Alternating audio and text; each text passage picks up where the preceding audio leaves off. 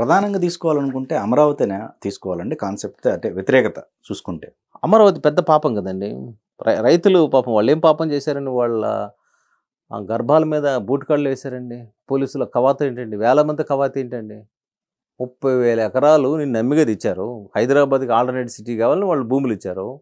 వాళ్ళు చేసిన నేరం ఏంటి? పాపం ఏంటి? కౌలు రైతులు కూడా ఆఖరి కౌలు ఇవ్వకుండా ఆపేస్తే వాళ్ళు ఏడ్చుకుంటున్నారు. వాళ్ళు 75 సెంట్లు ప్రభుత్వం ఇచ్చి 10 సెంట్లు వాళ్ళు ఉంచుకున్నారు. వాళ్ళ ఉద్దేశ్యం ఏంటి? ఈ 25 సెంట్లు డెవలప్ అయితే మాకు రూ. 10 డబ్బులొస్తాయని ఉంటది. ఆశ ఉంటది. హ్యూమన్ నేచర్ కదా అది. మా బిడ్డలకో వాళ్ళకో ఉంటదని. ఇప్పుడు నువ్వు దాన్ని నిరుపయోగంగా పెట్టేసి నువ్వు మీరు చావండి అంటే అదేం మానవత్వం అది? కనీసం ఇంగిత జ్ఞానం, మానవత్వం ఉండాలి కదా!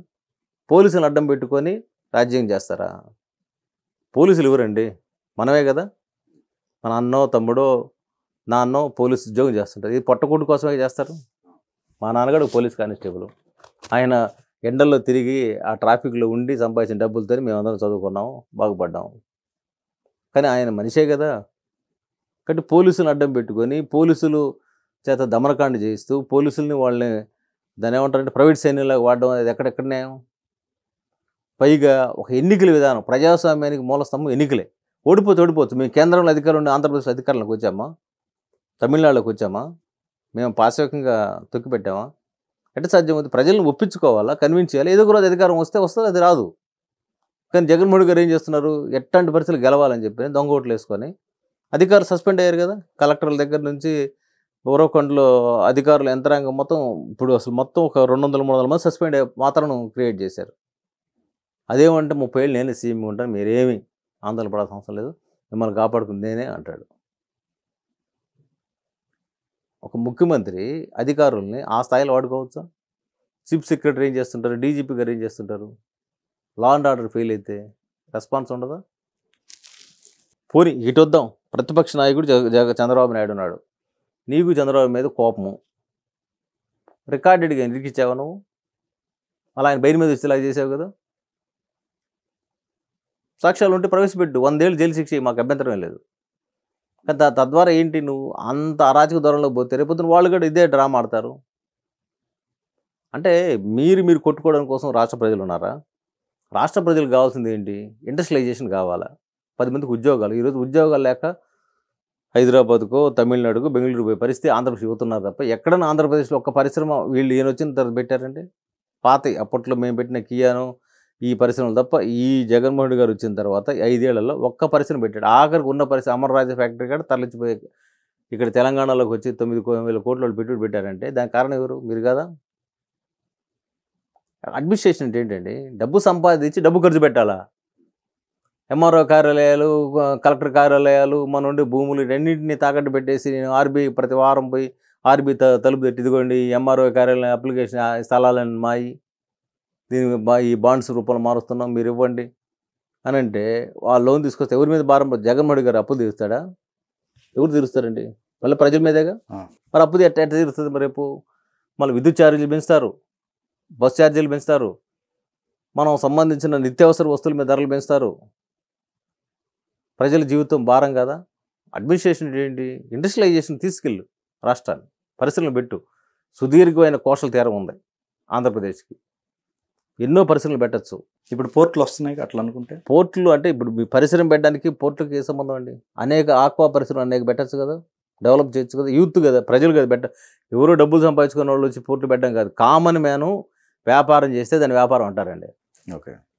కామన్ మ్యాను ఈ నదీ పరివాహక ప్రాంతాల్లో కానీ సముద్ర ప్రాంతాల్లో కానీ చిన్న చిన్న యూనిట్స్ పెట్టడానికి మనం మా దగ్గర కార్యాచరణ ఉంది. అదే మేము మేనిఫెస్టోలో పెట్టబోతున్నాం. సరే, అయితే ఒక మేనిఫెస్టో కమిటీ మెంబర్ కూడా చెప్పేది ఏంటంటే ఎస్సీలు, ఎస్టీలు, బీసీలు, మైనార్టీలు, బడుగు వర్గాలకు సంబంధించిన సంక్షేమము దీర్ఘకాలిక ప్రాతిపదిక ఉండాలని మేము ప్రాజెక్ట్ రిపోర్ట్ తయారు చేస్తున్నాం, మేనిఫెస్టో సిద్ధం చేస్తున్నాము. ఆ విధంగా ఉండాలి. వెల్ఫేర్ అంటే ఎట్లా ఉండాలని కూడా ఒక నమూనా చూపిస్తున్నాం. ఊరకనే మేము డబ్బులు దొరికిచ్చే కార్యక్రమం కాదు. ఆ డబ్బు 10 రూపాయలు, ఒక 100 రూపాయలు, 200 రూపాయలు సంపాదించాలి. ఆ వైపు ప్రజల్ని మౌల్డ్ చేసుకోవాలి. రేపు రాబోయే ఎన్నికల్లో వైసీపీకి వ్యతిరేకంగా ఉండే అవకాశం ఖచ్చితంగా ఉందంటారు? 100-150% ఉంది. నాకు తెలిసి జగన్మోహన్ రెడ్డి గారు మళ్ళీ జీవితకాలంలో సీఎం అయ్యే అవకాశమే లేదు. జీవితకాలంలో అతనికి ఎప్పుడు సీఎం కాడు. ఎందుకు కాడంటే ఆయన భావబంధాల మీద గౌరవం లేదు. తల్లి ఆయన తెలియదు, చెల్లి ఆయన తెలియదు. తన తండ్రి ముఖ్యమంత్రిగా ఉన్నప్పుడే కోట్లాది రూపాయలు సంపాదించుకునే వ్యక్తి ఆయన సీఎం ఉన్నప్పుడు సంపాదించాడండి. మళ్ళీ ఆయన ముఖ్యమంత్రి అవసరం ఏముంది? మళ్ళీ ఎందుకు జగన్మోహన్ రెడ్డి గారు సీఎం అవసరం ఏంటి? మీ అవసరం ఏంటి చెప్పండి సీఎం గారు? సిద్ధం అంట. దేనికి సిద్ధం? అక్కడ హోర్డింగ్స్ వేసుకుని తెలుసా ఆంధ్రప్రదేశ్లో మీకు? ఏమంటే కామన్ మ్యాన్ ఆలోచించగలుగుతారా? మీరు మీరు చెప్పింది కామన్ మ్యాన్. మేము కామన్ ప్రతినిధిగానే చెప్తున్నాం. మేము ఓకే. కామన్ ప్రతినిధిగా వాళ్ళ బిడ్డల గురించి ఆలోచిస్తున్నాం. నెక్స్ట్ జనరేషన్ ఎట్లా బాగుపడాలో ఆలోచిస్తున్నాం. ఓకే. భారతీయ జనతా పార్టీ తీసుకొచ్చే ప్రతి స్కీము సబ్కా సాత్ సబ్కా వికాస్, సుకన్య సమృద్ధి యోజన అంటే 20 ఏళ్ల తర్వాత మన ఒక తల్లి కడుపులో ఉండే బిడ్డకి ఎలాంటి భవిష్యత్తు ఉండాలి, ఇట్లాంటి పథకాలు మేము ఆలోచిస్తాం. ఈ రోజు గురించి కాదండి, నెక్స్ట్ జనరేషన్కి ఏంటి అని ఆలోచించాలా.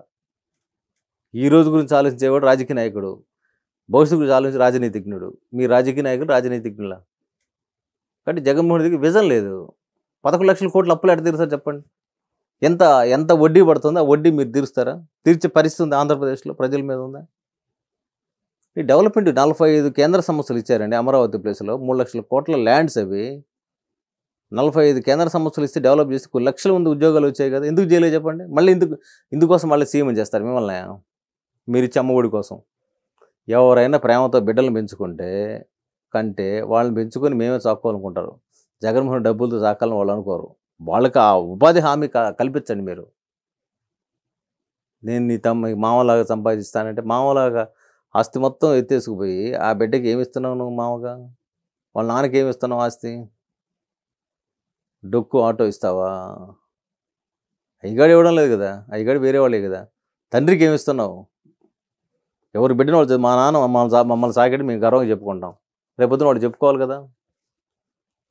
బియ్యానికి నువ్వేపో చూడాలా, ఆటో రిపేర్కి నువ్వేపు చూడాలా, నువ్వు ఎందుకు కోరుకుంటున్నావు అంట. కాబట్టి ఆ మైండ్ సెట్లోనే లోపల ముందు ఇలాంటి అడ్మినిస్ట్రేషన్ కావాలని ఎవరు కోరుకోరు. ఓకే. అవినాష్ రెడ్డి ఇష్యూ తీసుకోండి. అవినాష్ రెడ్డిని సిబిఐ అరెస్ట్ చేయడానికి వెళ్తే అక్కడ నీ మనుషులు పెట్టుకుని ఆందోళన చేసావు. నీ పోలీస్ వ్యవస్థ మీద గౌరవం ఏంటి? అరెస్ట్ కానివ్వండి, కోర్టులో చెప్పుకుంటారు, తెలుసుకుంటారు. నువ్వెందుకు నీ పోలీస్ ఫోర్స్ పెట్టావు? ఇవన్నీ ప్రజలకు అర్థం కావడం లేదా? కాబట్టి అటువంటి అడ్మినిస్ట్రేషన్ వద్దనేది ప్రజలు కోరుకోవాలా. వాళ్ళు కోరుకునే దిశగా మేము చైతన్యం చేస్తాం, అందులో సందేహం లేదు. థ్యాంక్ యూ సో మచ్ అండి. నమస్తే. రైట్.